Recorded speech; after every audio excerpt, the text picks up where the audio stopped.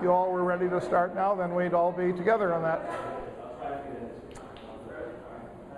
The chapter that you've been assigned for this week deals with Greece, Iran, and India. In the comprehensive version of the book, as opposed to the brief edition that we are using, this is two chapters. Chapter on Iran, on Greece and Iran, and a separate chapter on India and Southeast Asia. In order to make the book shorter, we decided to dump early Southeast Asia and to lump India in with Greece and Iran, hoping to pick up Southeast Asia at some later point. Because everything in world history at that level has to do with how many words do you have, how many pages do you have, and how do you make compromises in the area of coverage. But in fact, we had in earlier stages debated the whole relationship of India to Iran to Greece, and that debate had shown up in some of the early manuscripts of these relevant chapters, and in different appreciations among the authors of some of the debates in current historical thinking. And here I'm particularly thinking about the question that in the broadest sense is the question of people A supplanting people B, or B supplanting C, or C supplanting D, whatever, where you have a sequence of people who live in the same place. And the later ones will typically create histories that root them in that place at a much earlier point in time than they were there. And the earlier people, to the degree that they are able to, will often push back and emphasize that they were there first, and that priority of occupation is a priority of virtue as well as a priority of time. So, for example, Christians in Spain will point out that there were Christians in Spain before the Arabs invaded Spain. You have a huge debate over the question of who has the priority rights to Palestine, or Israel, or the Holy Land, or whatever you want to call that wretched piece of ground. There are debates like this in all parts of the world. Sometimes they are have very powerful political resonances. Sometimes they are more within the historical community. Sometimes they're debates that rest on questions of who is called what terminology is used. So that, for example, last week you read about the Sumerians and the Hittites, two ancient peoples of the Middle East. In the 1920s, when there was a Turkish republic established after World War I, that republic, founded by Mustafa Kemal Ataturk, had a very strong economic philosophy of state capitalism. So they set up large state development banks to provide the money to develop the country. And two of the banks they set up were Sumerbank and Etibank, the Sumerian bank and the Hittite bank, as if these terms that related to peoples who had ruled in the area, let's say, at least 1,000, in some cases, in the case of Sumerians, like 4,000 years before the Turks ever arrived in Turkey. Somehow they were names that they could appropriate. And in association with that, you had a linguistic theory that came out from certain scholars in Turkey, that there were son languages, that there were certain languages that fell into a family, the son language family, that showed they were all related. And Hittite and Sumerian, lo and behold, were related to Turkish. No non-Turkish philologist or linguist has ever agreed with that theory, nor is the theory pursued now by Turkish scholars. But it was a part of of an effort at that time to create a myth of early occupation in which the Turks would be original inhabitants of a land that was, in fact, full, circa 1920, of Greeks and Armenians who had much better claims historically to have been early inhabitants of the land. You had something similar in Lebanon in the 1960s, where you had certain Lebanese who said, we are not Arabs. True, we speak Arabic, it is our native tongue, but we are Phoenicians, because the Phoenicians had a great civilization focused on towns that now exist in Lebanon in ruins or in later occupation, Sidon and Tyre and Byblos and so forth, and also in the city of Carthage in Tunisia, said we were one of the greatest peoples in the world. And at a time when these Arabs that we have next door to us in Syria were, sort of walking around naked in the desert trying to find a camel to ride. And the Lebanese Phoenicians were politically strongly anti-Syrian, whereas you had Syrian nationalists who maintained that Lebanon was an intrinsic part of Syria. So these contemporary political arguments, I mean contemporary at any given point in time, often use myths of origin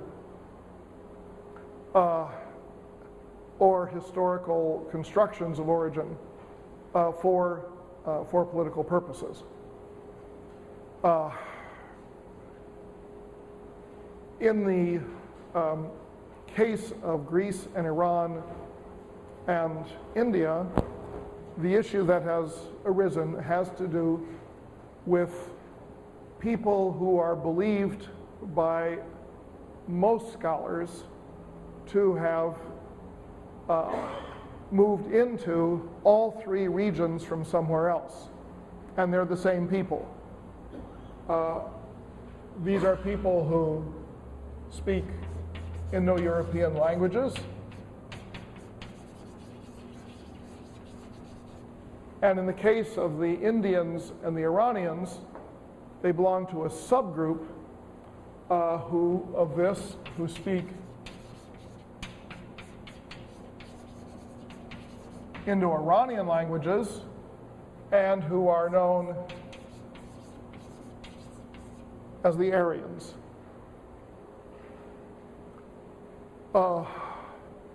This word is the word that you actually have in ancient Indian and Iranian languages. It is not some sort of backward borrowing, from the Nazis. I mean, the ancient Iranians didn't know the Nazis are going to appropriate the word. And it has a substantive meaning of noble, but basically it was a name people used for themselves. Now, the other terms Indo-European and Indo-Iranian are scholarly inventions. It was an English scholar who worked in India, Sir William Jones, who sort of first formulated the notion of the Indo-European language family. But the resemblance between Persian and certain European languages and Indian languages had been noted earlier than that, particularly by travelers, merchants. There was an earlier theory, for example, that the original, by Dutch scholars, after they start to travel around the world after 1600 and the creation of the Dutch East India Company, there were Dutch merchants who came to believe that Dutch was the original language of humankind. Because otherwise, how do you explain that the Iranians, so far away in Persia, speak what is essentially a form of Dutch, and the Indians speak what is essentially a form of Dutch? And but in a more scientific fashion, it was with Sir William Jones that this Indo-European family is conceptualized.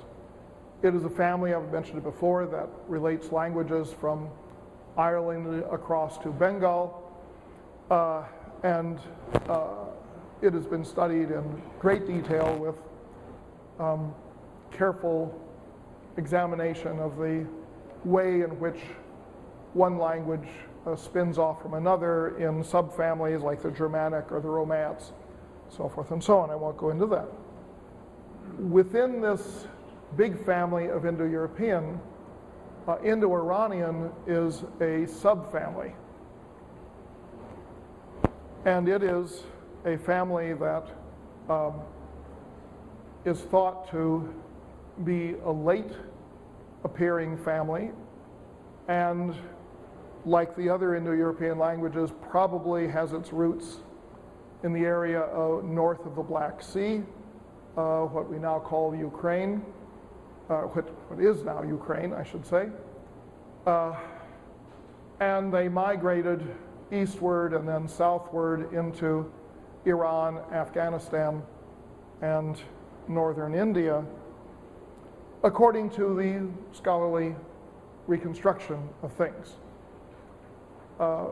There are many techniques that have been used to corroborate this. For example, one thing you can do is to take a word that shows up in many different Indo-European languages for something that is intrinsically localizable geographically. And you can say, if all the languages have this word, and if that word geographically is only located in one particular place, then that must be where all the languages come from. So there's been a lot of, there's a book on this called Proto-Indo-European Trees, where the effort has been to take the names of trees and see where those trees grow naturally. It's a little awkward because you have changing climates, and therefore you have to look in the distribution of pollens and archaeological deposits to decide where the trees were. And the other word that has been used a lot is the word for salmon, with the idea that if basically the Proto-Indo-European word for salmon is lox. And, but the idea was that these languages must have originated where there were salmon.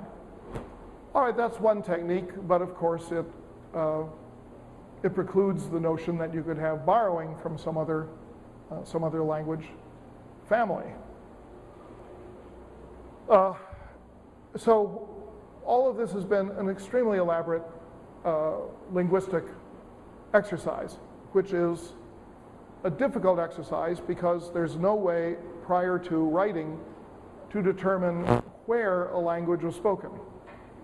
You can find things that will correlate with the language. That is to say,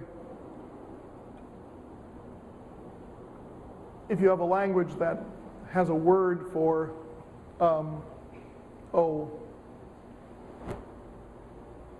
some object, say a plowshare, then, and you find a place that has plowshares, then maybe the language was spoken there, something of that sort.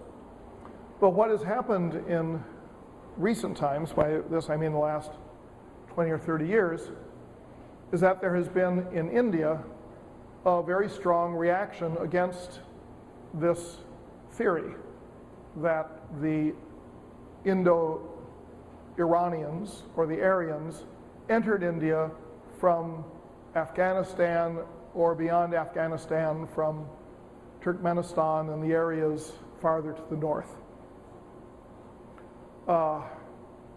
The counter theory says that the Aryans originate in India and they go from India to other places.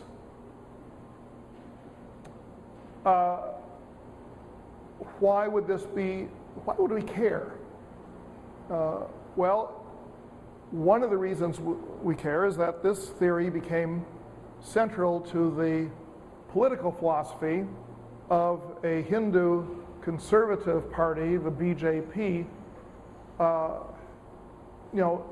as a political statement, saying that we were not invaded by people from somewhere else who brought their culture and their religion, but rather we invented our culture and our religion, and other people have borrowed from us.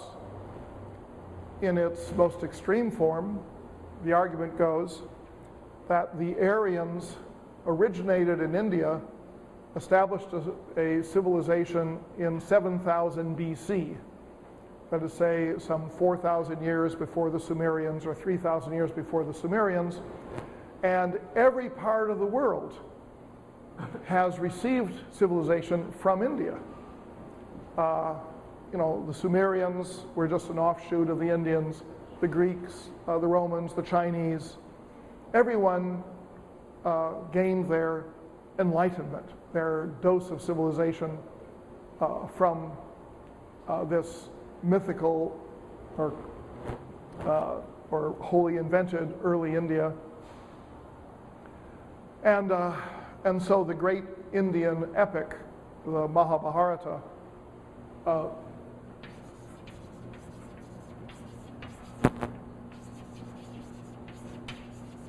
which means the great Bharata, and it's the great Bharata War. It's an epic about a war. And according to this theory, this war was fought something like 5000 BC. Scholars of the Mahabharata normally question whether the war was ever fought at all, or whether it's entirely mythical, just as people questioned prior to the excavation of Troy whether the Trojan War ever really happened or whether it was mythical. Now, what I believe very strongly that the notion, what's called the indigenous Aryan theory, that is to say, the theory that the Aryan languages and peoples originate in India and go from there elsewhere, personally I think that that's wrong. And I think that the way in which philologists and archaeologists have constructed the migration of Indo-European peoples from Ukraine into other parts of the world, including India, I think that is a much sounder theory on the basis of the sorts of evidence that scholars usually come up with. Well, the reason I bring it up is because it is such a hot political issue, or has been such a hot political issue in India. Here you have a theory that says that the basic Indian beliefs that you have first in the sacred text of the Rig Veda and the other Vedas, that these sacred texts were brought in from somewhere else, that the rituals associated with those sacred texts originated somewhere else, and that the religions of India today Hinduism and less numerous faiths derive in substantial part from this intrusive religion, and the Vedas are still regarded as sacred texts. And the caste system that is seen to be intrinsic to the world of the Aryans, the world of the Vedas, is seen to be intrusive into India. So people who follow the indigenous Aryan theory say, who invented this idea? It was invented by Europeans. And who were the Europeans who cared about this? They were Europeans who were invading India. They were the British, and primarily the British, but other European powers had interests, commercial interests, imperialist interests in India. And so they said, well, isn't it likely that these Europeans have invented this story of people coming from the north who are the ancestors of the Europeans by common belief? Haven't they invented this story as a model justification for their own conquest of India? And haven't we seen this occur before when Muslims came to India? So isn't there a theme in which India is a passive vessel receiving influences from elsewhere, but lacking the dynamism to generate its own culture? So the entire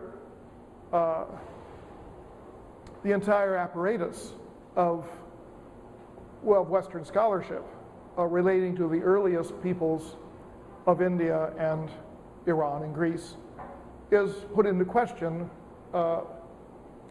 in tune with the political currents that you have in India today.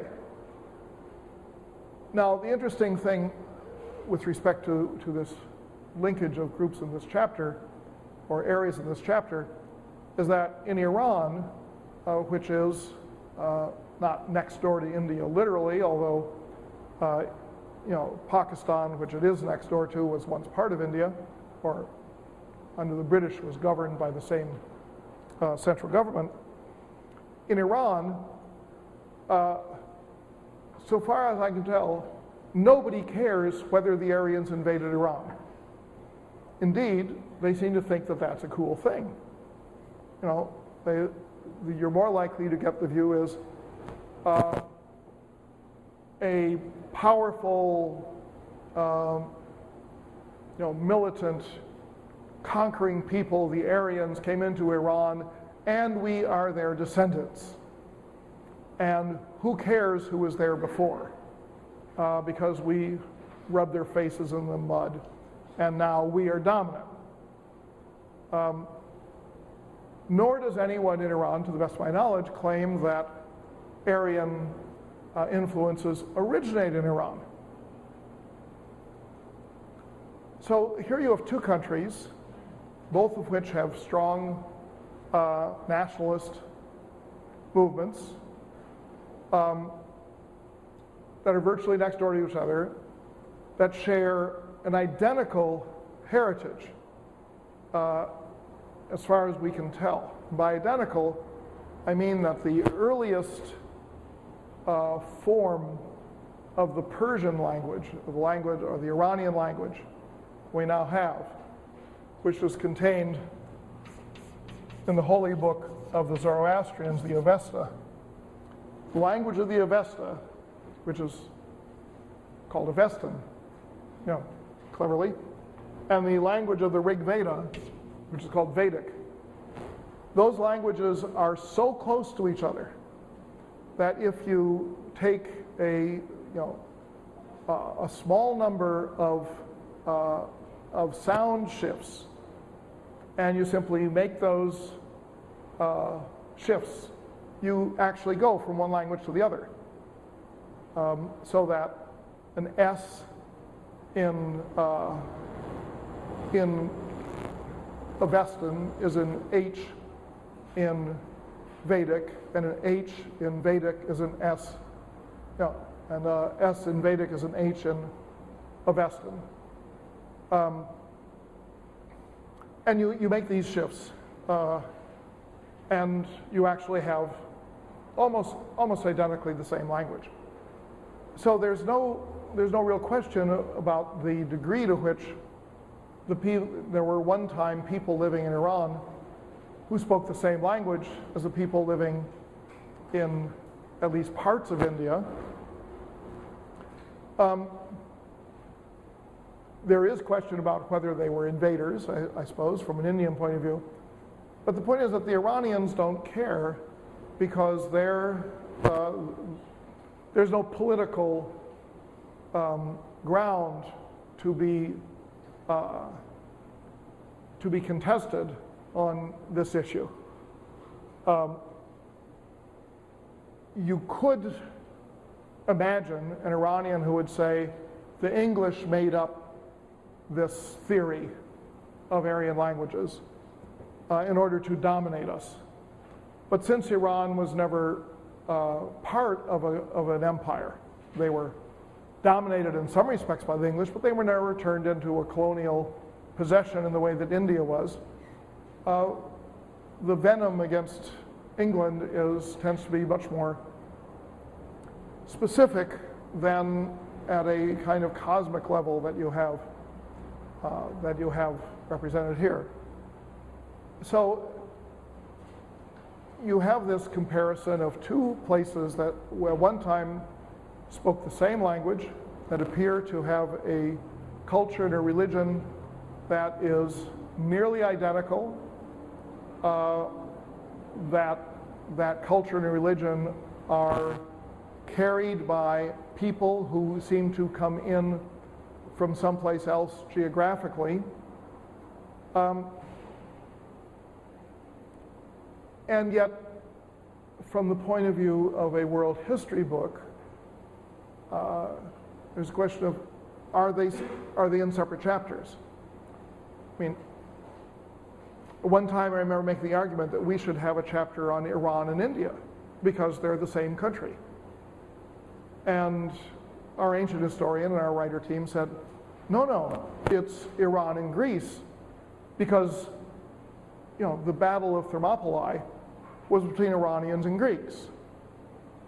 And it got into this question as to whether the dominant structuring factor should be a narrative where we actually have a history of a war or a series of wars between Greeks and Iranians, or whether it should be the cultural / religious / linguistic / social structural identity between Iran and India. That becomes the structuring factor. Now, in some respects, you might say it doesn't make much of a difference. But I would argue that the question of whether Iran is a country that is in its history, culture, language, geography, and almost every other way a part of the territories that lie to its east, Afghanistan, Pakistan, India, and some of the states of Central Asia, or whether it is part of the Middle East. I think that's a very serious issue. We treat it as part of the Middle East. I'd say when we set up programs in this country, Middle East studies, all the programs included Iran. But it was also recognized by everyone that even though the Persian language was written in the Arabic script, the Persian language bears no relation whatsoever to Arabic or the languages spoken west of Iran, neither to the Turkic languages in the north or the northwest, nor to the Semitic languages directly to the west. It is an Indo-European language. It is related to the languages of Afghanistan and India, and going up into Russia and westward into Europe. But the territory in the Middle East, what we now call the Middle East, is dominated by languages that are unrelated to Persian. When people who study the Middle East discover this, they're often delighted, because what they discover is that for an English speaker, Persian is one of the easiest languages in the world to learn. All you have to do is learn how to read that writing system, and then you discover, oh, that's English, or that's Latin, or, I mean, it's just a remarkably similar language. Not only similar in the vocabulary and in the sentence structure and in the structure of the verbs, but also in that most wonderful aspect of English of having no genders for the nouns and having no case endings. So all those horrible things you have to learn in German and Russian and other languages, you don't have to learn in Persian. And in fact, Persian goes even farther. They don't distinguish between he and she, which makes for this marvelous corpus of completely androgynous poetry that has been a special quality of Persian literature for many centuries. So, on the other hand, for an Arab to learn Persian, that's pretty hard, because it's just so different. But we've lumped them together. Why were they lumped together? Why did Iran become part of the Middle East? In the 1950s, when we were thinking in academic terms of how to divide up the world, in the aftermath of World War II, and looking forward to the United States ruling the world in one way or another, the countries of North Africa were under the control of France, say Morocco, Tunisia, Algeria. And the Muslim countries of Central Asia were part of the Soviet Union. You know, Azerbaijan, Turkmenistan, Uzbekistan, Kyrgyzstan, Tajikistan, Kazakhstan. Then you had the countries farther to the east that were part of the British Empire. That was India, before partition into India and Pakistan, with a very strong British footprint in Afghanistan. So the Middle East ended up being the leftovers, the residual category of those countries where Islam was a predominant language, but there was no long-term colonial overlord. It was the Muslim territories that didn't have any Russians, didn't have any British, didn't have any French. Now you did have brief domination by the British and the French after World War I, which I'll be lecturing on someday, next semester. But these were very, very light touches of colonialism compared with what you had in North Africa or Central Asia or India.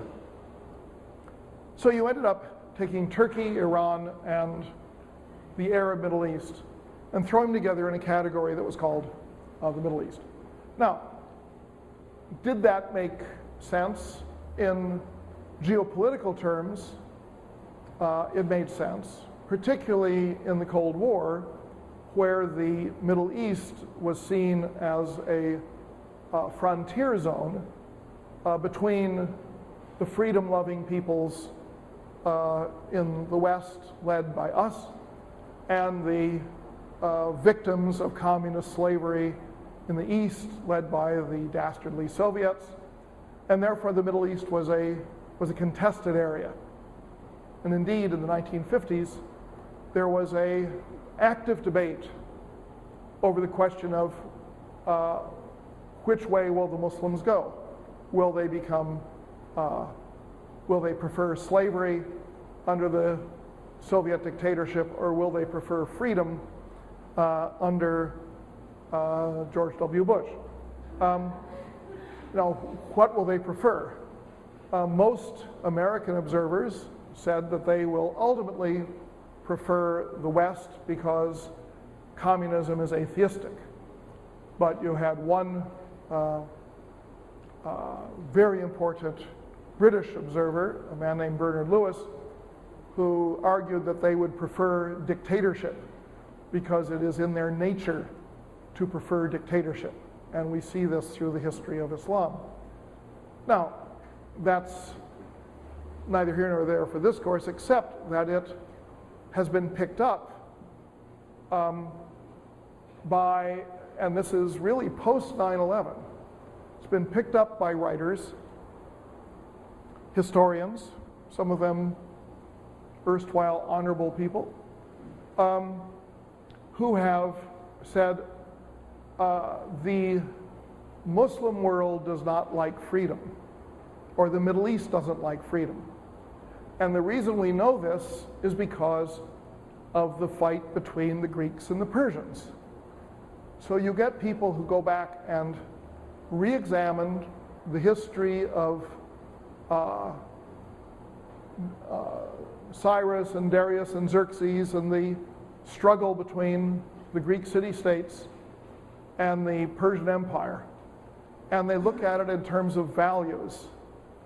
And they say that the values of that we have today in America and other freedom-loving countries in the West were already there in in Athens and the other city-states at the time of the Persians invaded, and that Persia stood for slavery, and so it's always been that way. So I've given you a couple of quotations from a book by Anthony Pagden, who is a eminent historian from UCLA, who makes that case explicitly and says that we do not have, it's different from the question of will the Muslims become opt for freedom or opt for tyranny, because this something goes way back before the Muslims. This goes back and says that the people in the East have always been, has always preferred to live under tyranny because they do not understand freedom, and people in the West have always preferred freedom.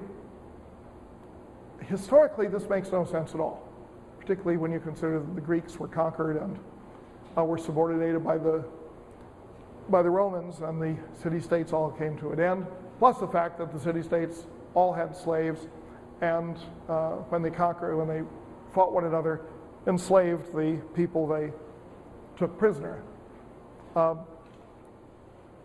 Plus the fact that Aristotle, in his Politics, is very explicit by saying that barbarians, by which he means everyone who is not Greek-speaking, are by their nature slaves. Not because they're living under an Eastern potentate, but because they aren't Greeks. And of course, by that token, the Romans were also slaves, and everyone else who was not a Greek was a natural slave.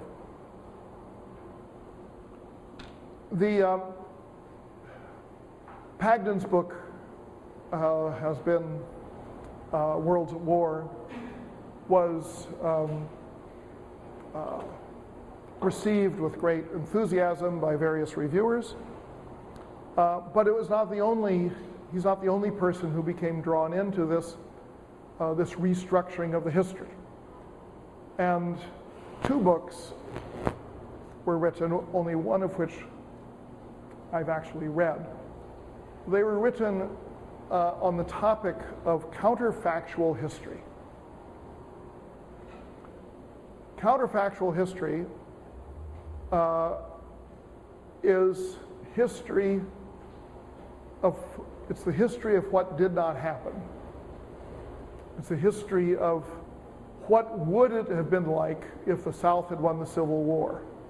What would it have been like if the Germans had won World War II?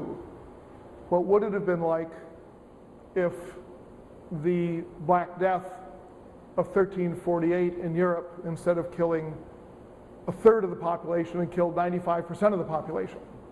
So we didn't have any of these Europeans around to screw up the world for later centuries.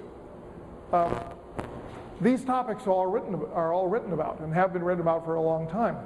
And they're usually written by science fiction writers or writers of thrillers or things like that.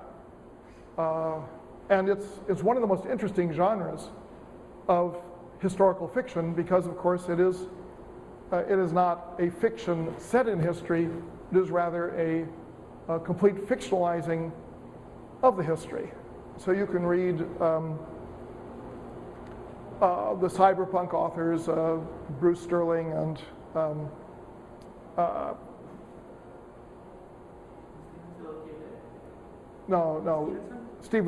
who wrote Neuromancer? William Gibson, yes. They wrote a big historical novel called The Difference Engine. And it was based on the idea that the digital computer was invented in the early 19th century, only it operated by steam instead of by electricity, and that all of the transformation, all the transformative power of information control and management took place in the steam age instead of the electrical age. And part of the premise of the whole thing was that the United States divided into two countries in the Civil War. So you have separate countries in the South and in the North.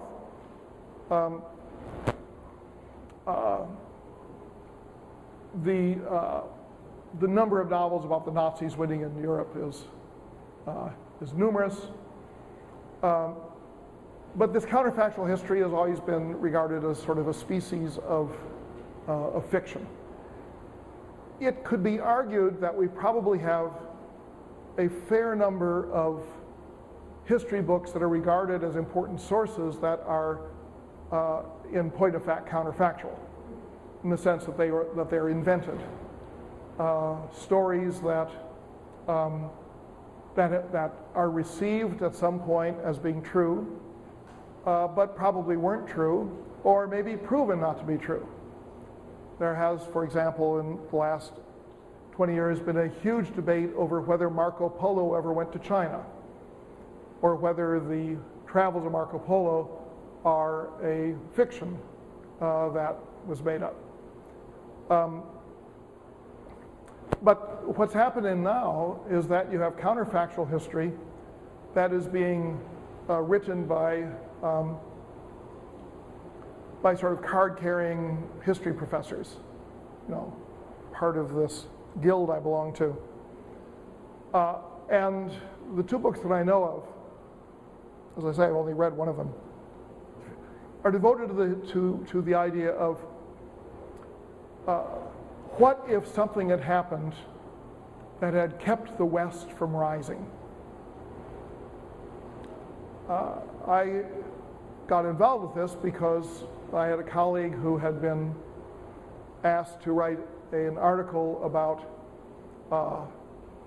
the Muslim incursions into Europe that ended the Battle of Tours in 732, and say, oh, if the Arabs had won that battle, then we would all be, praying to Allah. And he refused to write the article, or he declined to write the article. So then the editors came to me and said, would you write an article on that? I said, no, I think that's total bullshit. That was a minor battle with a fragment of an army and really didn't have any significant result. But I'll write an article about the Siege of Vienna in 1529. And so I wrote an article that they didn't choose to publish, in which I said that maybe Europe would have been a lot better if the Muslims had won. But after the book came out and I read it, I realized that it was a neoconservative tract, and that the whole purpose of the book was to show how close Western civilization came to being destroyed. If there had been, one more regiment in the Battle of such and such, or two more ships in the Battle of such and such, or if King so-and-so had died 2 days earlier than he did, Western civilization would have fallen, because the greatest miracle in the world is Western civilization. And how do we imagine what would have been like if Western civilization hadn't come into being? Now, paramount in these books, right toward the beginning of the book, is the question of the Greeks and the Persians. And the argument that is made by these writers is that if Persia had won the wars that it fought against the Greeks, that is to say, if the invasions of Greece had been successful, there would have been no Western civilization.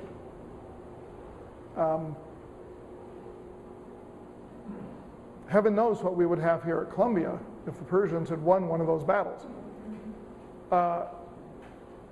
Because that is where it hung in the balance, that the Greeks understood freedom and understood individualism, whereas the Persians stood for slavery and the rule of a tyrannical monarch.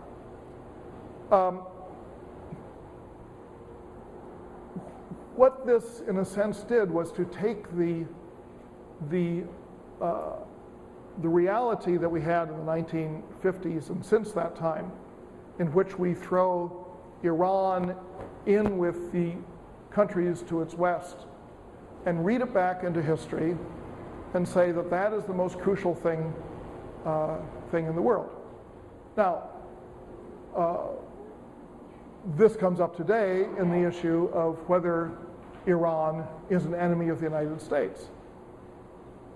And indeed, if we were to lose to Iran in the Great War that Iran hasn't a prayer of actually participating in because it's a very weak country, but if we were to lose, would that be the end of civilization?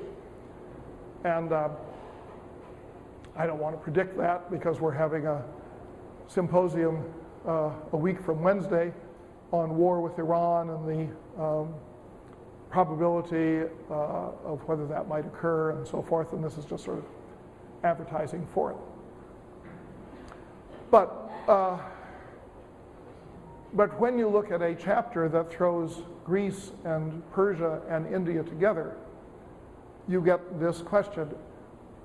When you have a historical story, in this case the story of the confrontation between the Greeks and the Persians, which frankly really wasn't that interesting at a popular level until the movie 300 came out. I mean, with 300, it sort of made all made a lot more sense. Incidentally, if you look at the book instead of the movie, you'll find what Hollywood did in order to make Frank Miller's book, The 300, palatable for American audiences, was to introduce sex. So you have a affair between an evil Spartan advisor and a noble queen and so forth. Doesn't occur in the book. The book is just straightforward killing, and is a better read than the movie is. There's also people who feel that there shouldn't be any ninjas in the movie. That the ancient Persians did not have any ninjas. But what you have, if you actually read Herodotus and the story of Thermopylae and the Persian invasions, is that you have long descriptions of who was fighting on the Persian side, who makes up the Persians. Here you have the Soma-drinking Scythians who fight with this and that. And here you have the Thracians, and here you have the this and that. And these words for people that nobody knew who they really were, but they were fighting in the Persian army. These words carried the same menace as things like ninja and transgendered black giants and things like that. What would carry now? It's the translation, in other words, of the threat feel that you have in Herodotus into what you get on the movie screen in 300 is not all that bad. I thought I kind of liked it. But in any case, Of course, if you haven't seen the movie, that doesn't, just forget that. But what we've had now is a reactivation of a story in history, and I don't think incidentally you can separate the movie 300 or the graphic novel 300 from this retelling by serious historians of the fight between the Greeks and the Persians as a fight between tyranny and freedom.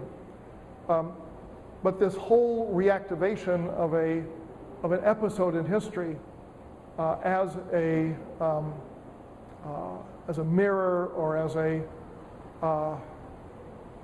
some sort of a paradigm for the way we are functioning in the world today, this is not that unusual. This is one of the things that historians do. This is something that occurs again and again, that historians will choose particular stories, or sometimes invent, or at least ornament particular stories in order to feed the current interest, or to take advantage of the current political confrontations in the historian's environment. Crucial to this, of course, is that there was a narrative. There's no narrative of anything that happens between Iran and India. In other words, we have a holy book for the Iranians, the Avesta. We have a holy book for the Indians, the Rig Veda, and no story about a war between the Indians and the Iranians. The Mahabharata war is within the Indian segment of that Indo-Aryan society, and not between segments. And yet we know that there were wars, so that the founder of the Persian dynasty that fought against the Greeks was killed in warfare on the eastern border of Iran, not on the western border with the Assyrians or the Greeks or anything like that.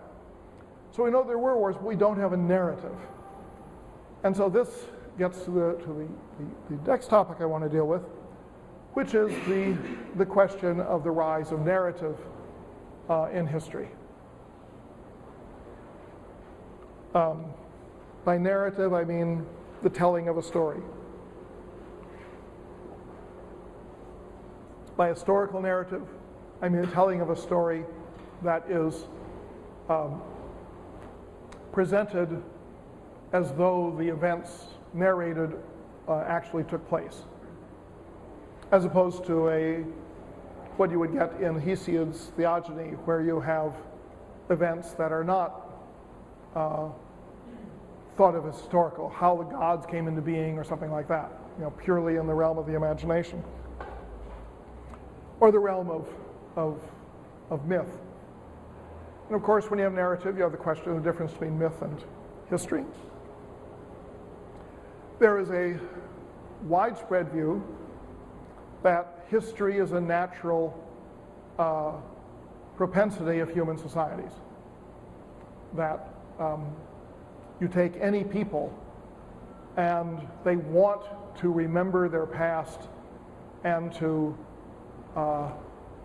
tell the story of their past to the next generation. There's almost nothing to support that assumption. Writing comes into existence long before narrative does. And writing, even when it becomes fairly sophisticated,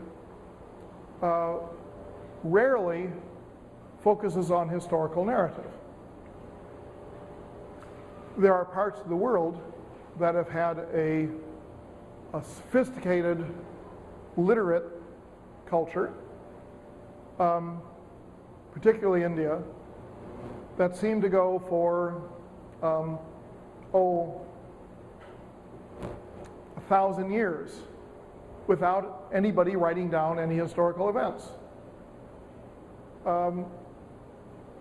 Now, there are different explanations for this. Some people say, well, they were written down, but they were written down in perishable materials, and therefore we don't have them. Another argument is that the stories were passed on by word of mouth and were not written down because writing was reserved for other purposes. Another one is that people really didn't care to tell the story of the past. And you know, the latter option is fairly attractive. In other words, if you're given a chance to watch the History Channel as your primary source of entertainment, as opposed to watching something like, you know, World Wrestling Federation reruns or something, most people will go for the wrestling because the historical narrative mixes the dull with the duller, and it has to be either spectacularly riveting in its presentation, or the story has to be redacted with all the dull bits cut out in such a fashion that it really makes good reading in order for people to be drawn to it. History books are not very popular on the whole, at least mine. But historical novels are.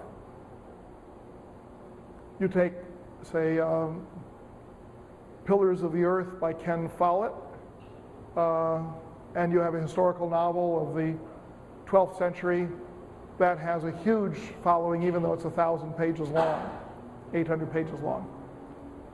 Ken Follett is a thriller writer. He's not a historian. And you have lots of other books written about the 12th century that nobody reads. Those are history books. Ken Follett writes it as a story about a family with, amazing things happening and so forth and so on. It's a pretty good historical background, but it's still a novel. So the question is whether stories about the past, whether historical narratives, are really something that a society wants to do. Some of the earliest narratives, for example, show up on the walls of the Assyrian kings in Mesopotamia. And what they are narratives of the people, the names of the people that the king conquered. Now here, we presume that it wasn't the plan to write something that was going to be a page turner, but rather that the king, who wanted to have pictures of himself in glory and pictures of his captives, subject to his command, he wanted the story, the basics of the story related simply for his own grandeur. And there is a kind of history of that sort, where the purpose of history writing is to aggrandize the person who's paying to have the history written. A number of years ago, I had a class and graduate students, and we read a bunch of history books, and each week we talk about how does this book relate to the biography and the background and the nationality and the political outlook, the religious bias of the author. And the students became adept at sort of reading between the lines and saying, well, here we can see why this author is presenting the story in this particular way. And so at the end I said, now, so we've had a semester, we all more or less agree that all historians are biased, they all have unstated purposes in writing their history. Said, you all want to become historians, so we'll go around the table now and each of you will tell what your bias is. Because if you're going to be a historian, and if all historians are biased, then what is your bias? And of course they all said they had no bias. I said, well, do you expect to be assigned one? When you get your PhD, that you're going to have no bias after you get your PhD, and then along with your diploma, we give you a bias of some sort. I did it one year, and went around the table, and there was a Korean student who said, I'm going to write nationalist history of how great my country is. And the students looked at him and said, gee, that's primitive. He said, you see, you all come from countries that already have nationalist history. But my country was under Japanese occupation, and it doesn't have a real, gung-ho nationalist history, and therefore we can't have a revisionist anti-nationalist history until we have a nationalist history. So I'm going to write the heroic nationalist epic of my great nation of Korea, and then let the next generation of historians come along and say that I'm biased. And I thought that was a pretty good response to the question. But it's something that we're continually conscious of in using historical sources. Is for whom was the narrative written? What was the audience? Was there a particular patron? What was the payoff for the author, and so forth and so on. So when you get to an inscription glorifying an Assyrian king, it's pretty easy. You can say this was written by someone who got paid to glorify the king. Then you get to the Greeks. And this is, of course, where you get narrative history of what we would consider a modern sort. This is the reason Greeks like Herodotus and Thucydides are looked upon as the fathers of historical writing. Here you get narratives that seem like modern history books, and are usually regarded in history departments as principal documents in the history of historiography. And you say, why do these exist? Why do we have these stories? When other countries don't do that. And of course, one of the things you do is say, well, what else was there? In other words, if history writing comes along, and ultimately people regard history writing as important, what were the options? Well, of course, one of the options you had for the Greeks were the Iliad and the Odyssey. You had epic, where you had stories that were narrated aloud, but were not written down. And that raises a question of the relationship between oral history and a written text. This is an issue that we still have. Is there a different value that you get when you have an oral text as opposed to a written text? Now, in some cases, it's a question of error. For example, the Rig Veda was a purely oral text for probably at least 1,000 years before anybody wrote it down. And was used was memorized by priests in India, what are now India, Pakistan, and Afghanistan. And it is believed now by scholars to be almost completely unchanged. That is to say, it was every syllable, every vowel, every consonant is regarded as being as having a very, very high likelihood of being exactly today the way it was in, say, 1000 BC. Now, the reason is that we know that what you have preserved in the Indian tradition is the technique of memorization, so that every verse was memorized then it was memorized backwards, then it was memorized sort of inside out. You would have several different readings of the same verse that you would simply get by memory, and the readings had to dovetail. And so if you heard someone read it wrong, you would know simply by your own memorization of it, exactly where it was wrong. By contrast, the Avesta is a very questionable text.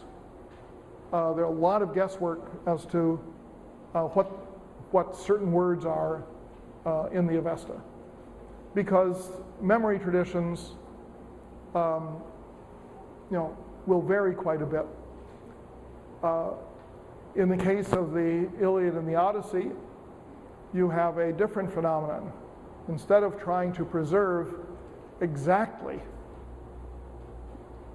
the words that Homer initially wrote or spoke, or that someone other than Homer, but using his name in ancient identity theft, either spoke or wrote, instead of trying to keep it precisely the same words, the technique was to have catchphrases that could be used to fit into the meter, so that different people would tell the story in different ways. The verses would be slightly different, and these would be sung, at banquets. And the purpose of them was not to give a precise narrative so much as to be a stately entertainment for people who were attending a banquet. So here you have a different notion of an audience. That this technique of oral composition has been extensively studied in the last generation. The place you start following this is a book by Alfred Lord called Singer of Tales, which breaks down the Iliad and the Odyssey and compares them with oral composition of sagas in the Balkans in the 20th century. And it's now generally agreed that these stories were malleable, that different singers would sing them in different ways, and that there are certain aspects of it that show this. In the same way, you take an epic like the Mahabharata, and that probably was the same thing. Even though it's enormously long, there's a theory that's saying that there are two different verse structures in the Mahabharata. There are shlokas and trishtubs, in case you're interested, but that the original story is in one verse form, and all the ornaments come in another verse form. And that if you only read the trishtubs, then you get the real Mahabharata, the original one, and everything else is added on. You can go to the Analects of Confucius and find the same issue of where did these things come from, how were they related, and so forth and so on. Now, what happens in a written tradition is that all of the issues relating to avoidance of error or maintenance of sense within a flexible environment that would allow change, wouldn't call that change error, all of those things get overtaken by the existence of a writing system, where suddenly you shift from flexibility and the conveyance of sense rather than of precision to the issue of accuracy, particularly in the thinking of modern scholars who are trying to reconstruct what an early text was. And often assume with doubtful accuracy that that text actually can be reconstructed in its original form. So with the Persian War of Herodotus, you get one of the first narratives. And it, to some degree, does become a kind of a model of how to write history as opposed to tell stories about the past, or tell stories that mingle information about the past with invented tales that are better appreciated by the audience than the particular details contained in the text. So that gets to the issue of the transformation that comes about through writing. I haven't talked much about writing, but I want to next time, and particularly this period where you have the Greeks, the Iranians, and the Indians, is a period when you're having a great transformation in the nature of writing because of the coming into being of the alphabet and the disappearance of earlier and more complex writing systems that had been characteristic of Mesopotamia and Egypt and other lands in that part of the world, and contrasting that with the situation in China where you have a writing system that comes into being by, say, 700 BC and has no challenge. It's one of the strange things, not strange, nothing in history is strange, it just happened. One of the interesting things about history of writing in China is that we have no evidence that there were ever any other writing systems in any part of China. In other words, whereas Egypt and Iraq, which are just a stone's throw from each other, have totally different writing systems, and the Mycenaean Greeks with Linear B have a totally different writing system, all within a fairly constrained area. And here in China, over the entire area of China, the only writing system that is known are Chinese ideograms from 700 BC onward. So the question of what does a writing system do to a tradition is, and how it obviously comes to empower the writing of historical narrative, is where I want to start on Thursday.